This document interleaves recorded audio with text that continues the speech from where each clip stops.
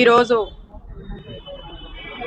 విద్యుత్ ప్రమాదంతో చనిపోయిన చరణ్ తేజ గారు మొన్న గత వినాయక చవితి నవరాత్రులప్పుడు చనిపోవడం జరిగింది.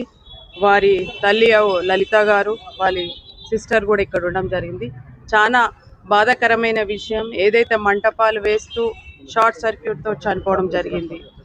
వారి ఆత్మకు శాంతి కూరాలని, అదే వాళ్ళ తల్లి కూడా వాళ్ళ తల్లిగారికి కూడా మనము బాధాకరమైన విషయం. ఒక కొడుకుని కోల్పోవడం కూడా చాలా బాధంగా ఉంది. అదేవిధంగా ఈరోజు ఎలక్ట్రిక్ డిపార్ట్మెంట్ ఏఈ గారితో కలిసి వారికి 5 lakhs ఇవ్వడం జరిగింది. 50,000 వాళ్ళ చేతికి క్యాష్గా ఇవ్వడం జరుగుతుంది. 4.5 lakhs ఫిక్స్ డిపాజిట్ చేసి 3 monthsకి ఒకసారి ఇంట్రెస్ట్ వస్తుంది.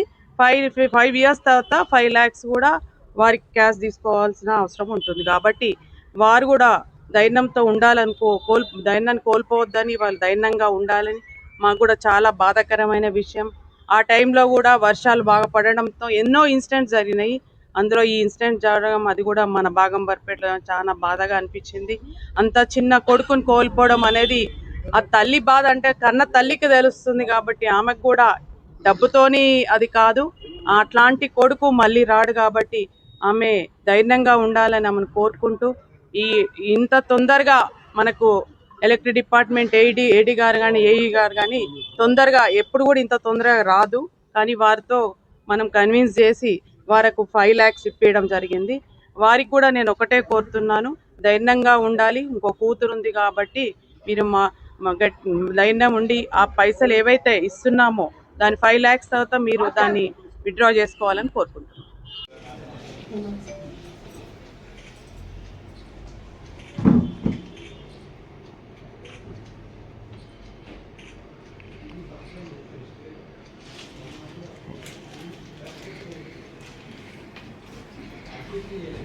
ये लोग आते हैं आपके सिवान में बैंक में डिपॉजिट करके, वो लोग जिराक्स लेते और आपका 50 आपको अकाउंट में डालो, नहीं विड्रॉ कर दो। इसमें कोई ये तो अकाउंट में डाल के विड्रॉ कर दो 50। ये तो डायरेक्ट 5 years का 5 साल का 5 years दाका without withdrawal every 3 months interest every